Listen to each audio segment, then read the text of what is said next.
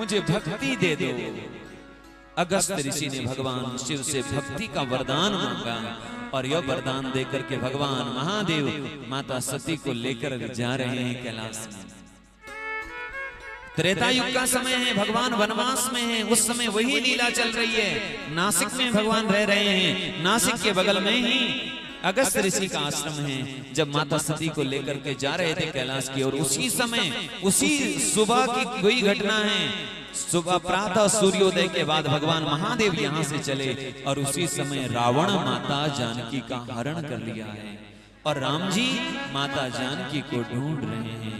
हाँ सीते कहकर, हे खग हे मृग मधुकर श्रेणी, हे खग हे मृग मधुकर श्रेणी, तुम देखी सीता मृग नयनी, तुम देखी सीता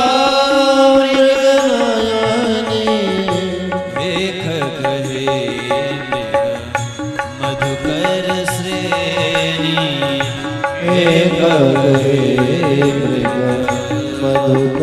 श्रेणी।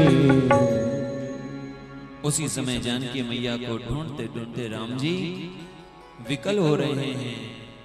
लता पत्र से पूछ रहे हैं, हे खग हे मृग, क्या तुमने जानकी को देखा है? इस प्रकार विलाप कर रहे हैं भगवान। और इस जानकी का जैसे ही दर्शन किया भगवान महादेव ने, क्योंकि राम जी की कथा सुन करके आए और राम जी का दर्शन हो गया। अभी आप भगवान शिव की कथा सुन के जा रहे हैं, आपको रास्ते में कहीं भगवान शिव के दर्शन हो जाएं तो कितना आनंद आएगा। अरे भगवान शिव का मंदिर भी आपको रास्ते में दिखाई दिए तो आपको आनंद आएगा। अभी शिव जी की कथा सुने, भगवान शिव का दर्शन हो गया। राम जी की कथा सुन करके भगवान महादेव जैसे ही कैलाश की ओर जा रहे थे, राम जी का दर्शन हुआ।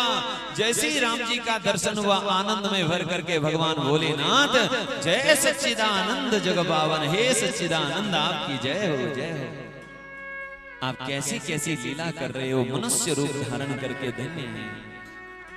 भोले बाबा तो आनंदित हो रहे थे राम जी का दर्शन करके, लेकिन माता सती चिंता में है।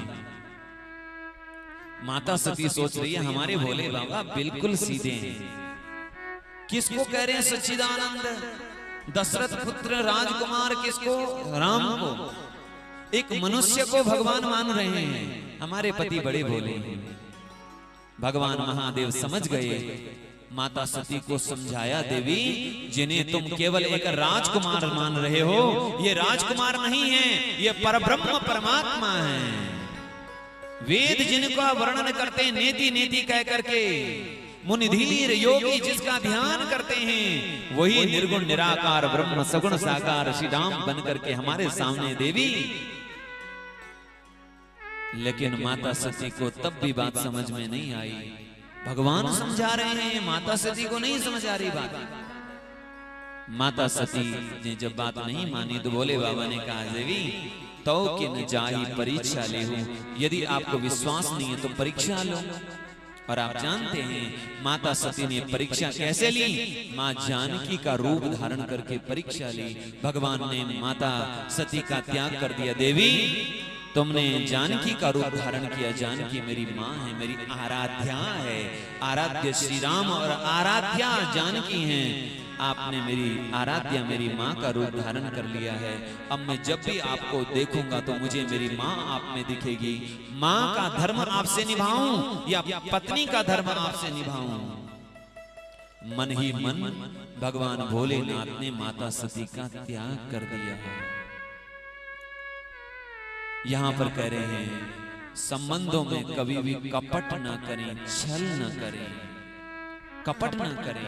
पति पत्नी भाई बहन गुरु शिष्य कभी भी आपस में कपट न करें, छल न करें।